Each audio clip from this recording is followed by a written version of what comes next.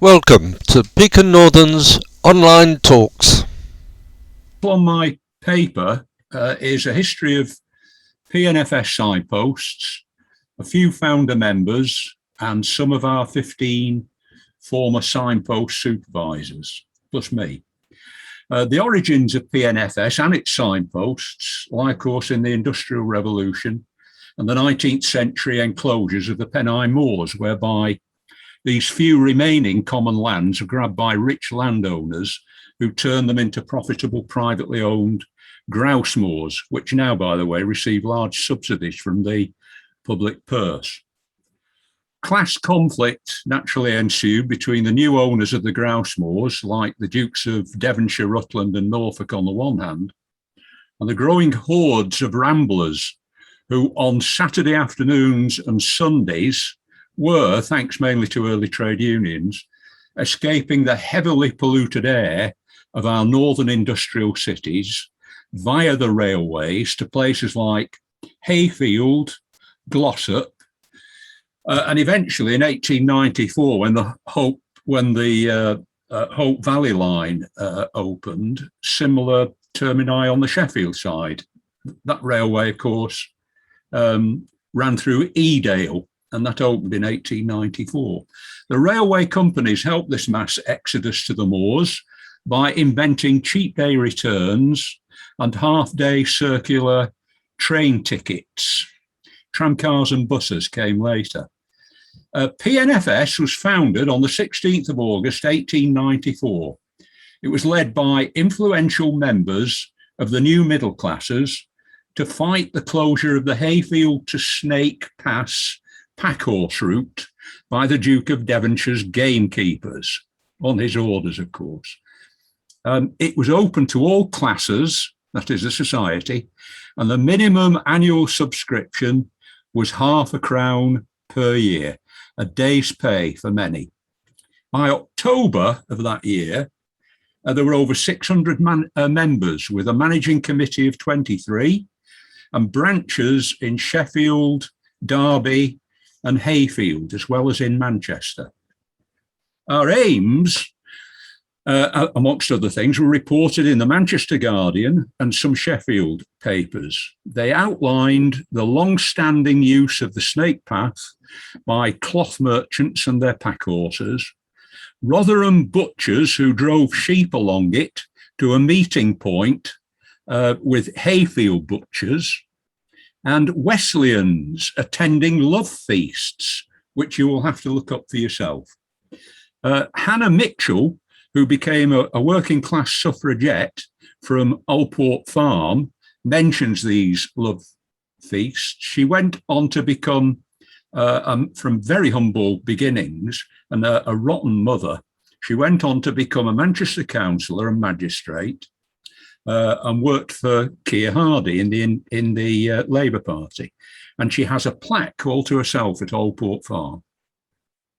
Now, one of our largely forgotten founder members was Richard Pankhurst, a very able, well-connected, liberal/socialist, I think in modern terms, barrister, based in St James's Square in Manchester. According to Wikipedia, Richard also campaigned for freedom of speech, free secular education for all, republicanism, Irish Home Rule, independence for India, the nationalisation of land, the disestablishment of the Church of England, and the abolition of the House of Lords. All this in the 19th century. He went to Manchester Grammar School and won the gold medal as the best law student of his year at Manchester's Owens College, which went on to become the university. He went on to marry Emmeline Goulden of Moss Side in 1878.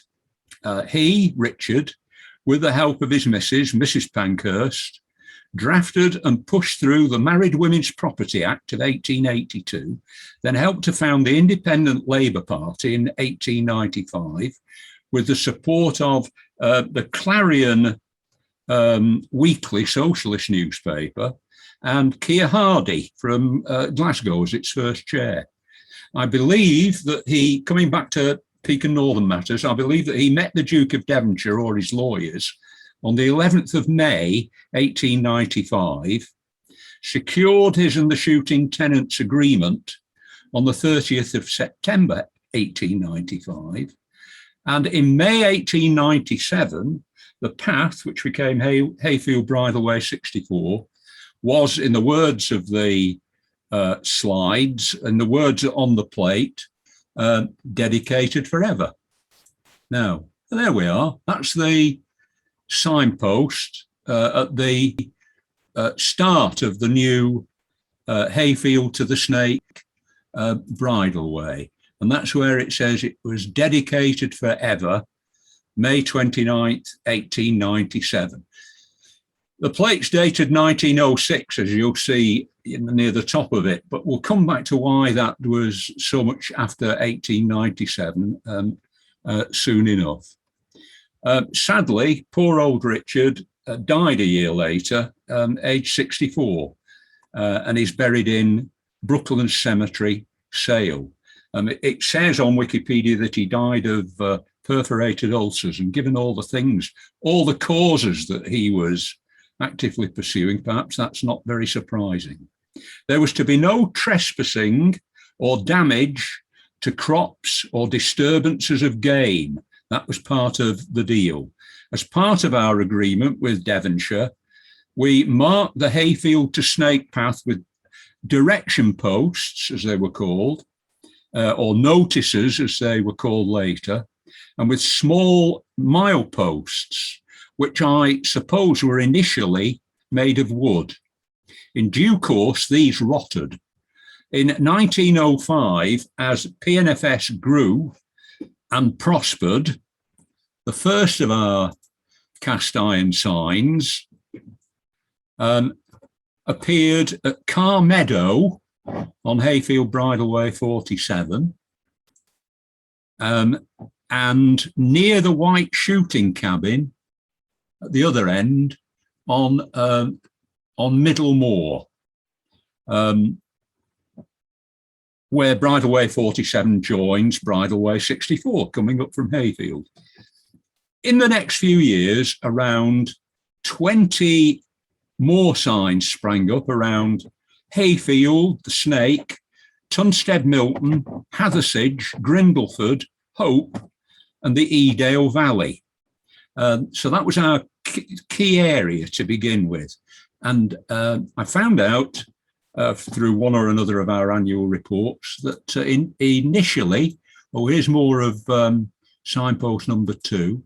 Initially, they were painted black and white, like this one at Barber Booth, which since then has been repainted green and white.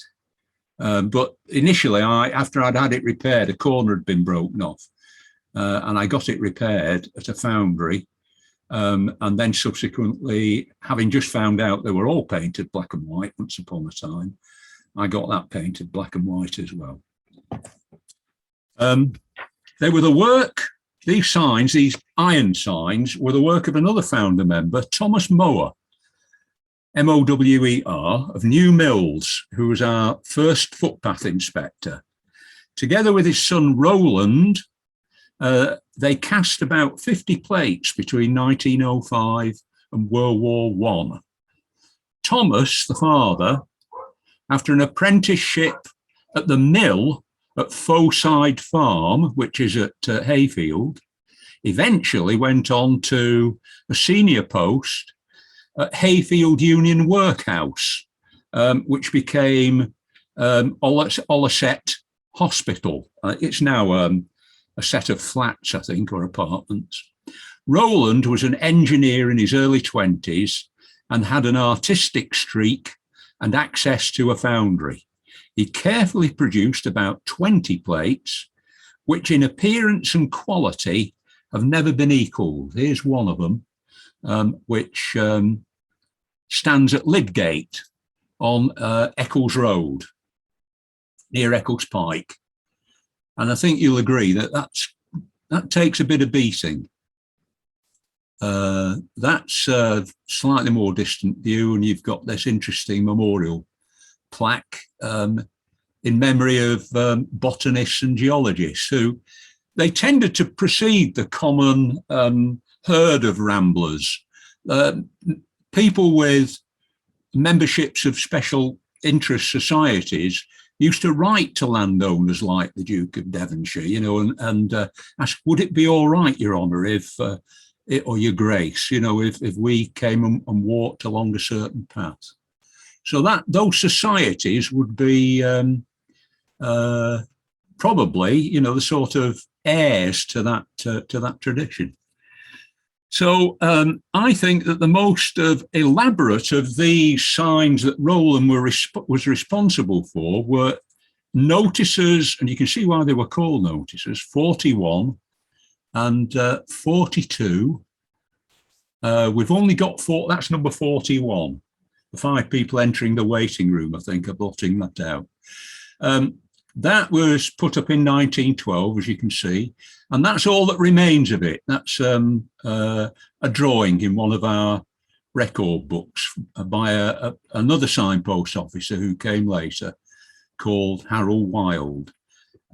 There were 2 signs, 2 of these notices, at each end of the, for 20 years, from 1912 to 1932, at each end of the Doctor's Gate bridleway, which runs from Old Glossop up to the Snake Pass. And it tells walkers, it's bumped on for some reason or other. Go to slide, go back one. That's it. It tells walkers that it's all right for them to walk on the path, except during the 3 months of April, May, and most of August. Now, both of them were removed and lost in 1932. That was the year when Lord Howard, the landowner, one of the sons of the Duke of Norfolk, finally yielded to our pressure. The path became open all year round in 1932. So at that stage, ordinary signs were erected. One of them, let's see what we've got here. One of them was cast in 1926, but it had to wait 6 more years on his lordship till 1932. It survived World War II, I'm told by a local member from Glossop. It survived World War II with 2 or 3 bullet holes, because I think there was a rifle range nearby. And it was renewed in 1953. Here it stands where once Notice 41 used to stand at Mossy Lee.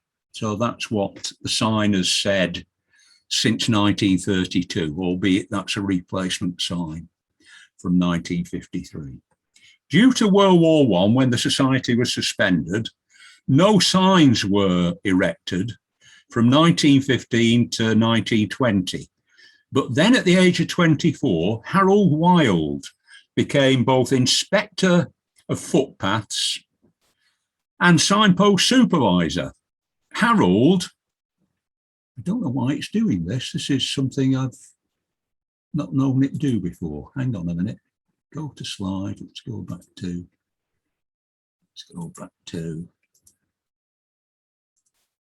that one. I'm just hoping it stays on that while I talk.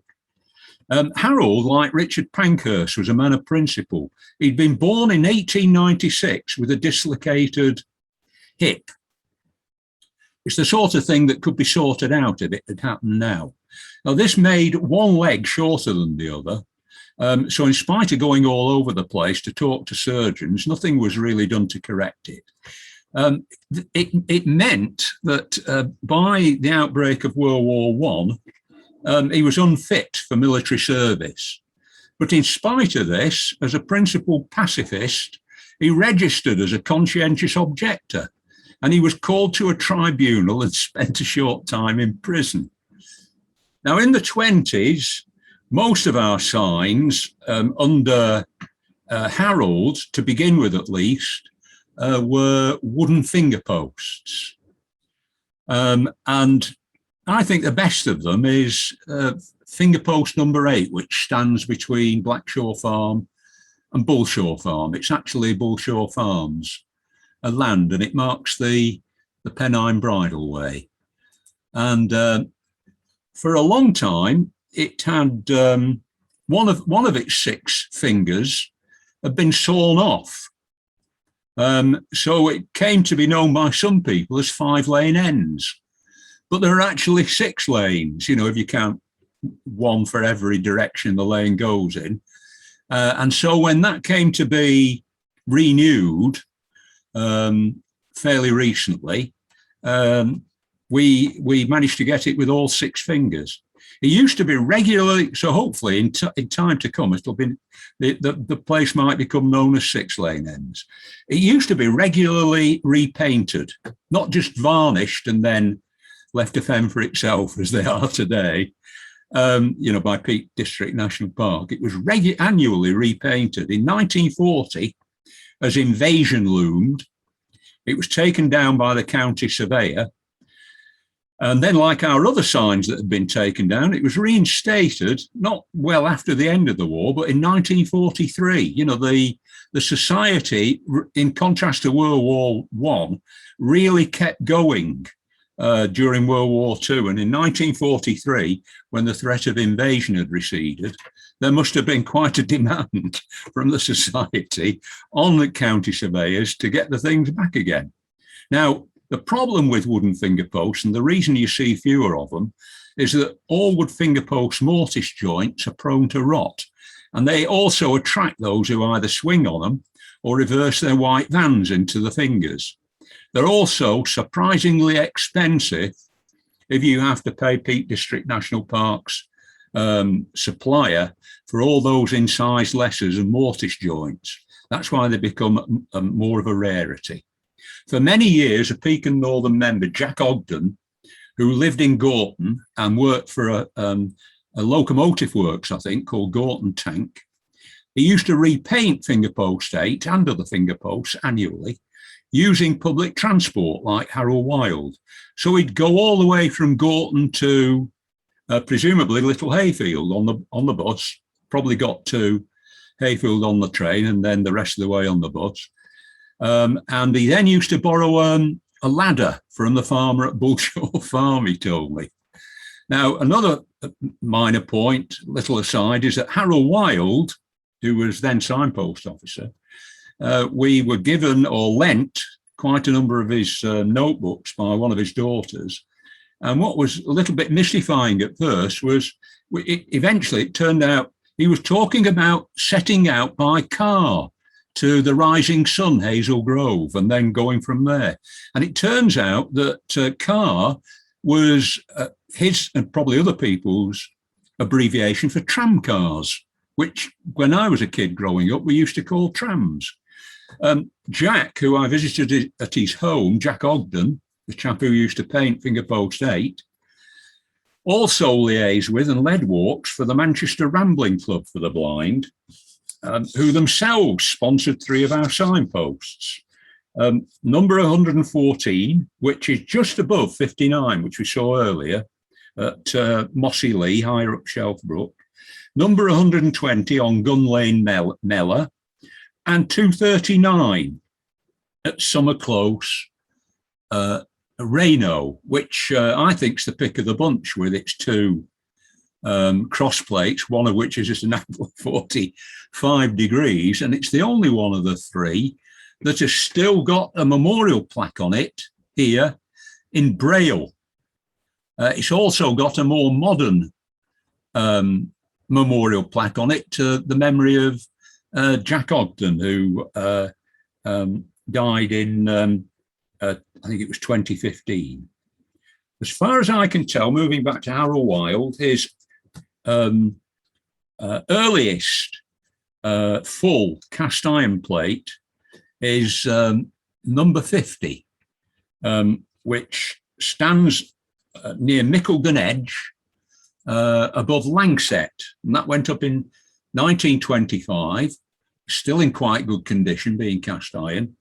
But since, is it Hazelhead or Hazelhead station no longer exists, we decided we'd overpaint the word station in green rather than highlighting it and then getting complaints from people who found that there were no trains running that day.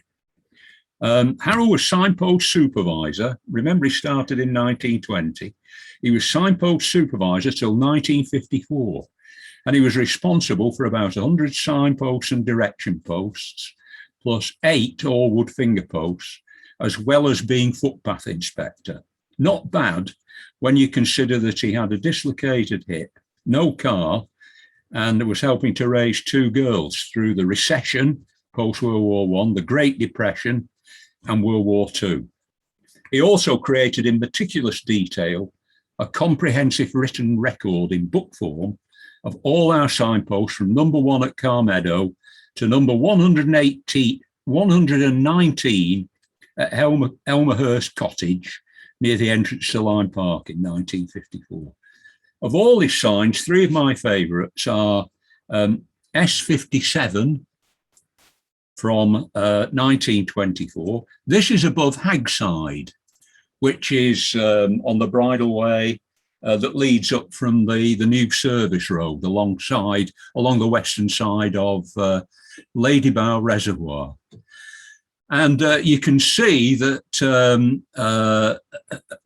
it used to stand by Derwent Hall until Ladybow Reservoir was filled, and all the Derwent village, including the hall, disappeared under the waves.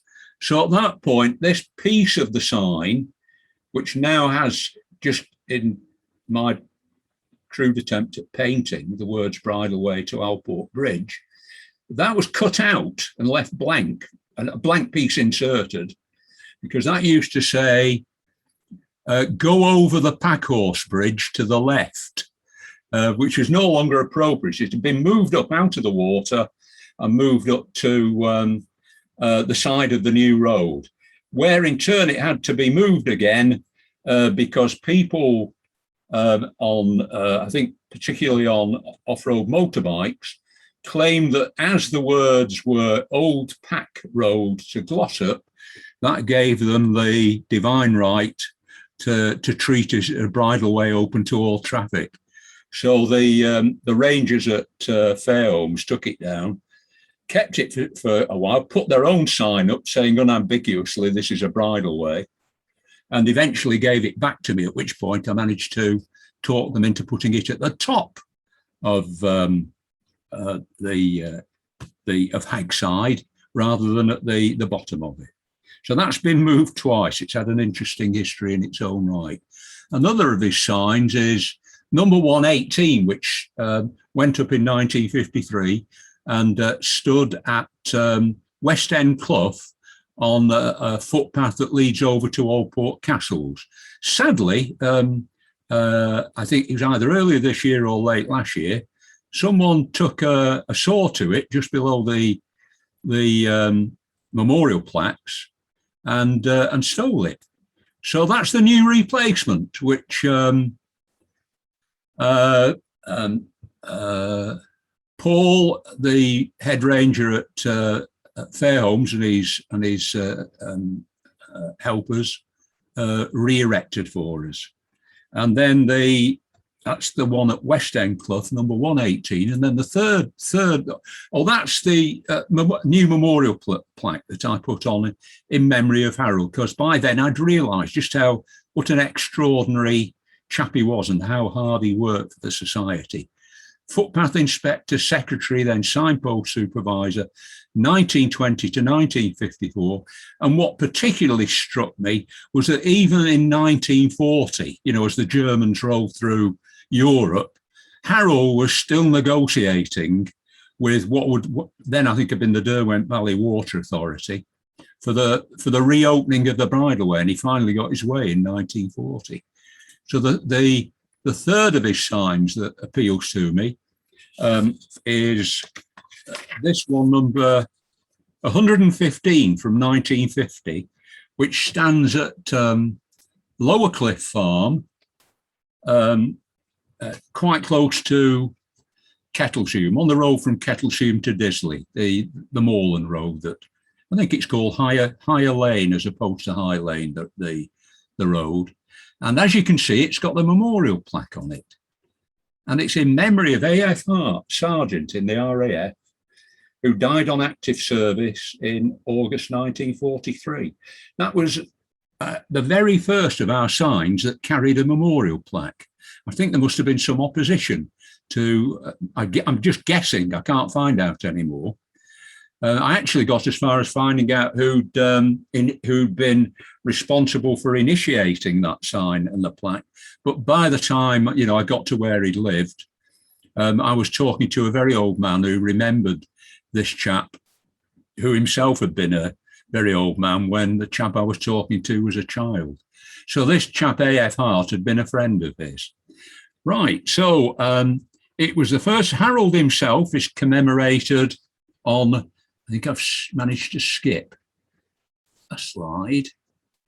That would be slide 30. Harold himself is commemorated. He's already been commemorated on Signpost 118 at West End Clough, and he'd already been commemorated even while he was still alive on bridge number 9 at Raworth, which he lived to see in 1982.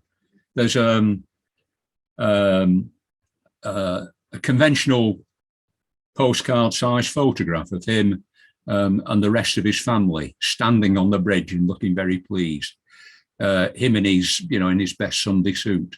And there's a fuller tribute to him by John Harrop on pages 21 to 22 of the 1997 annual report, which you can find in the members area of our website.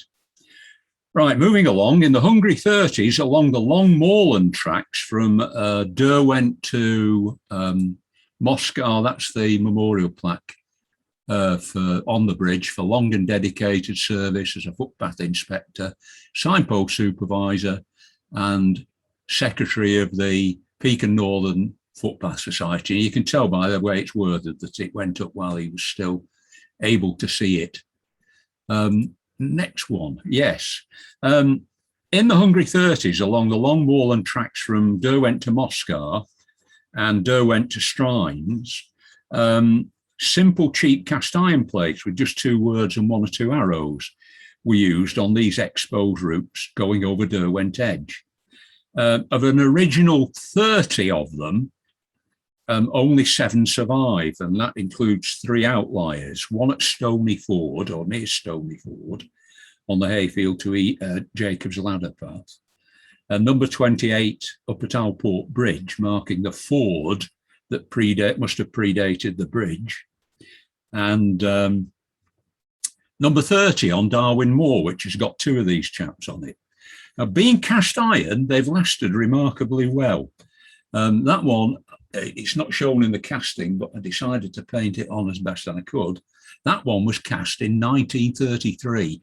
And if you look at the clarity of the letters and the arrows, they obviously used good iron in those days.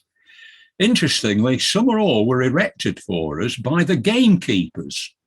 But since then, 23 out of the 30 have disappeared. And I've yet to find one.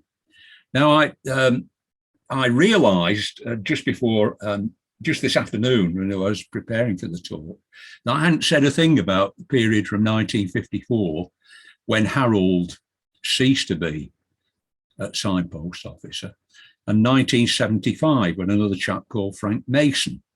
So I went quickly back to the list of signpost officers that I produced a while ago. And I've got an excuse. I've not been, this is it. I haven't been able to find out much about the period from 1954 to 1974, when the signpost supervisors were called F. Higgins, T. Ewart, and H. Lees, and they erected 10, 40, and 3 signs respectively. For some reason, the annual reports for that 20-year period have little or nothing to say about signposts. In contrast to the earlier reports and some later ones. From 75 to 82, Frank Mason of Mellor was our signpost supervisor. Needham's Foundry in Stockport which I remember as a child had closed in the 60s. Prices had inflated and vandalism was a problem. So Frank introduced a cheaper plain vertical plate made by Crossley and Sons. 16 were bought, of which only 3 survive. The fact that only 3 survive is partly due to a later replacement programme in the mid-noughties that was instigated by David Bratt in his early years and implemented by Neil Colley, who I see is amongst us today. The 3 surviving plates are, or examples of this kind of sign that I'm talking about, 159, which stands at the bottom of what is locally called the Ginnel at Raworth. Number, that's it, 159, which we've repainted once or twice. Number 183, which stands on the edge of Staley Bridge Country Park near Brushes Reservoir. And 215, which although it looks really exposed, is kept in very good condition. That stands close to Foeside Farm, just outside Hayfield, on the south side of Hayfield, where in his youth, our founder member, Thomas Moore, worked in the now ruined mill. If you ever walk through Foeside Farm, you'll probably notice the ruins. The post of signpost officer was left vacant in 1983 to 84. They couldn't find anyone to do it. But in 1984, the job was taken on by Charles Piers, who favoured wooden finger posts on concrete stumps, something which I've copied. I think was a good idea.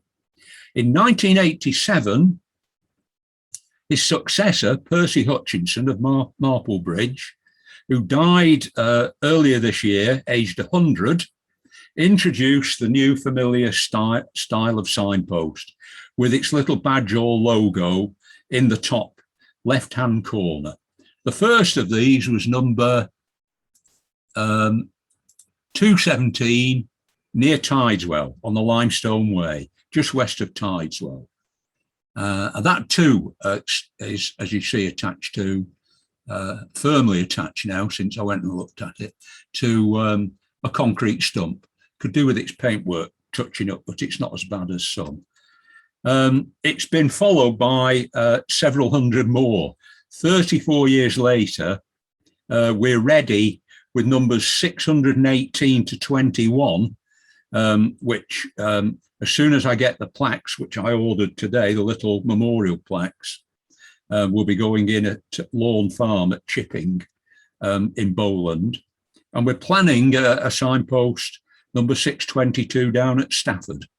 622, when it's done, will be our southernmost sign. Percy and his wife Muriel are commemorated themselves in signpost. Oh, wait a minute, I've got that wrong. Anyway, they're commemorated, I don't think I've got a photo of it. They're commemorated in signpost 464 at Damstead Farm, Mellor, near to where he lived. Leaving nothing to chance, he donated it himself.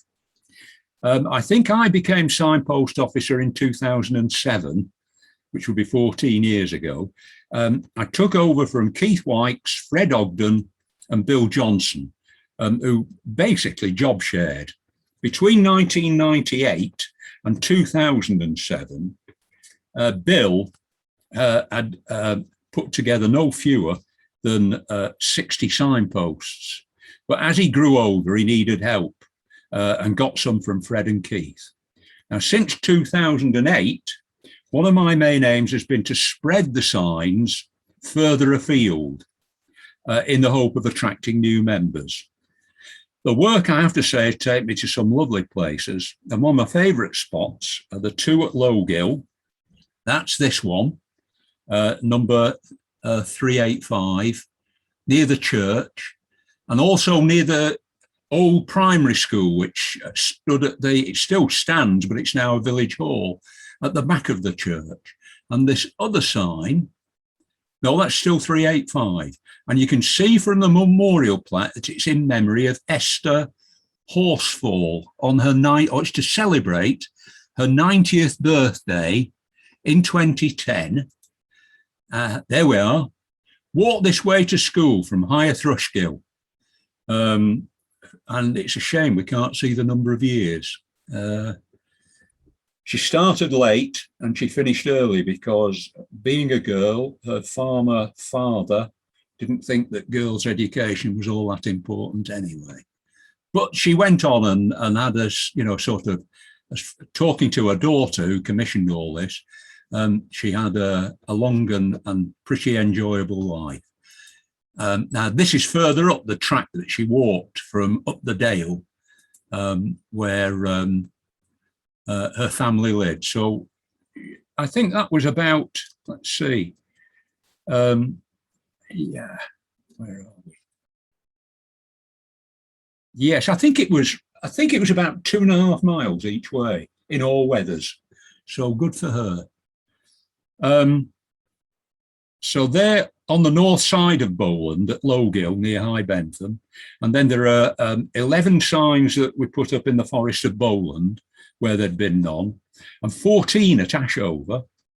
And of course, our northernmost sign, number 605, which stands at Brown's Houses, Silverdale, on the long disputed footpath, Silverdale 14, which runs through this yard, this side of the seawall. But for years, the landowners, who I believe own a battery chicken farm, and don't use it all week, I think it's just another residence for them. They denied that there was a right of way through there, and they expected people to walk along this very broken foreshore, which even when the tide isn't in, and it does come in, when I came to put in this sign, when I started putting it up, the tide was all the way up to the road. So it's dangerous because the tide comes in. It also entails the danger of a broken wrist or ankle from the broken up state of the concrete slipway that used to run down from the road here. But there we are, there's number 605. So it was a proud moment for the society when we were finally able to put that sign up. Among local signs, 562, it's not very salubrious surroundings, but 562 at Far Benfield Farm stands out as signalling the end of an even longer dispute over a footpath, the Far Benfield Path, which began in 1921 and wasn't settled until 2013, when Bridge 28 was erected across Gigbrook. You can just about see it there. You can see what a steep-sided clough it is, and you can imagine the force of water that goes down there and what it would be like getting across, without the bridge, or what it will be like when that bridge eventually goes. It carries a memorial plaque, which unfortunately I've not got a photograph of. It's a memorial to Adrian Littleton, who for a good long while was our legal advisor and had a great sense of humour. Now, the Far Benfield Path was noteworthy because it saw several mass trespassers well before the Kinder trespass of 1932, but they were more respectably described in the newspapers as public demonstrations, not mass trespassers. And the driving force was I think the Hyde Society for the Protection of Footpaths, rather than the Young Communist League, which was the driving force behind the Kinder trespass. But according to the Manchester Guardian, over 200 people turned out for the trespass in June 1925. I haven't got numbers for early ones. Sadly, they were unsuccessful in getting the path open. Speaking of mass trespassers, another noteworthy memorial signpost is signpost number 400, which stands at Rocher Woods outside Sheffield, on the Bradfield side of Sheffield. And we put up a memorial plaque on that to Bert Ward of Ola Bar on the other side of Sheffield. And I actually had to get a larger memorial plaque made for him in order to do him justice. There it is, 1876 to 1957, leading campaigner for walkers' access to the moors from Bleaklow. I mean, he started in 1907 trespassing. To Kinder Scout and Bardyke, he almost certainly organised the lesser known trespass at on the Bardyke side, where there weren't any arrests and nobody was jailed because the police saw sense and didn't get involved in the violence. So it never made, you know, the headlines in the way that the Kinder trespass did. He also founded Sheffield Clarion Ramblers, I think at the age of 20.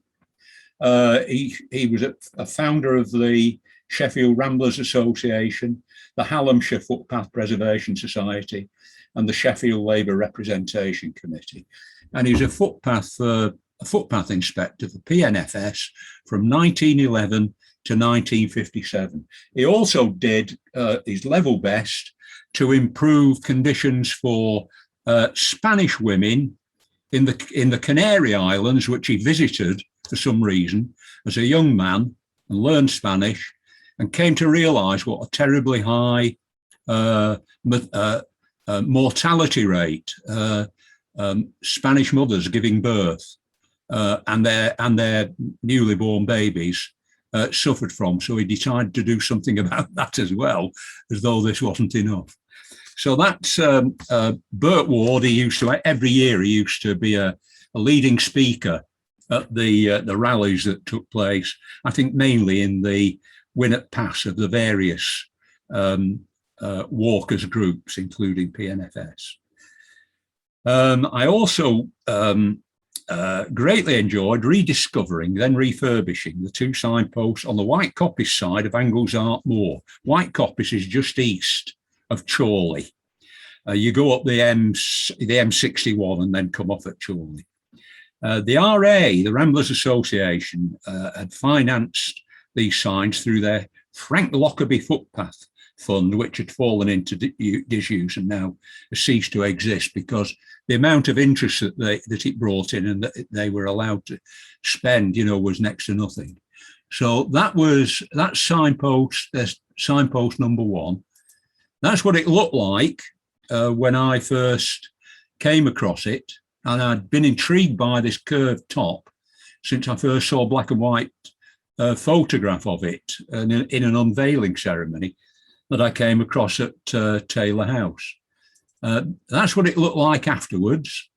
Then there was one higher up the hill on Anglesart Moor, which was in even worse condition. You can see it's badly cracked. It was very thin. It was made by Needham's in 1963. It would have been one of the last that they made, I think, before going bust. And it was too thin. And because of the extra exposure to wind and so on, it cracked. So I took that down and then took it to a foundry and got them to make a pattern from that. They shot blasted it and then made a pattern from that original. So the new one looks like that. You can't really see it, but it still has the wave in it that it developed before it cracked, but no crack. So it's all in one piece.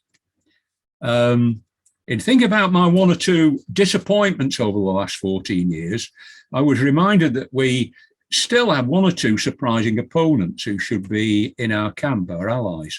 The National Trust continue to oppose commemorative plaques of any kind on new signposts, which makes it very hard for us to finance them out of donations. The National Trust Peak Estate even refused to make an exception in the case of number 516 at Birchin Hat above Allport Castle, a sign which had been proposed and paid for by its own volunteers, National Trust volunteers, Friends of the National Trust, I think they're called, and duly approved by the Peak Estate manager. To add insult to injury, having first very helpfully erected it for us, they took it away and cut down the post to 30 inches, so it's now 30 inches in height in order to make it less obtrusive. So that's what it looks like. and they've even removed our joiners plaque. They've never objected to that before, and all without consultation. It stands a mile or so southeast of the spot where that's what it says on it. And you can see where the holes where the JUP was attached. It stands a mile or so southeast of the spot where 3 Rover Scouts, having lost their bearings in a snowstorm, coming the other way on Bleak Low, coming south over on the Pennine Way over Bleak Low, as it is now, died of hypothermia in March 1964 in the annual 4-inch race. It was a tragedy which finally led to the creation of today's Mountain Rescue Service. The main point of our putting a sign at Birching Hat at the other end was, in the event of severe weather, to point walkers to relative safety downhill in the Derwent Valley. Now, thanks to the supine response of the National Trust to a complaint by the owner of one of the farms at Allport, 180 metres below where the signpost stands, that our sign spoiled the skyline for him, there is a good chance that if we ever have blizzard conditions again, our sign will be invisible just when it's most needed. 2 monuments to the 3 Rover Scouts who died, Michael, John and Gordon, can be found a mile or so up Alport Dale below Grindle's Grain Tor. But if you don't know exactly where they are already, if you ever want to find them, get in touch with me first, or you'd probably miss them. According to an active member of Glossop Mountain Rescue Team, I'm coming near the end now, his team are still regularly called out to walkers missing a sharp turn on the Pennine Way at Bleak Low and being rescued from the same wilderness of the upper Allport Valley. In other words, if you can picture it, the Pennine Way on Bleak Low does a sudden, sharp sort of 90-degree turn. And if you go straight on, thinking that's the Pennine Way, you end up in this very exposed and very, very difficult terrain in the upper Allport Valley. This man proposed that we place a Peak Northern sign on the Pennine Way at that point on Bleak Low. Consent was refused by the Peak District National Park Ranger, perhaps acting on behalf of the National Trust, in spite of the Mountain Rescue Team members' direct involvement in the request. On the other hand, to strike a balance, the most active member of our signpost team, Steve Brown, who was out this morning repainting Fingerpost 7 and Signpost 3 at Stony Ford, is a National Trust volunteer, and we get great help from Paul Wetton, who's head ranger for the Peak District National Park at Fairholmes. I only wish I could share my gripes with Richard Pankhurst, Bert Ward and Harold Wild. I'm sure they remind me that worse things happen at sea.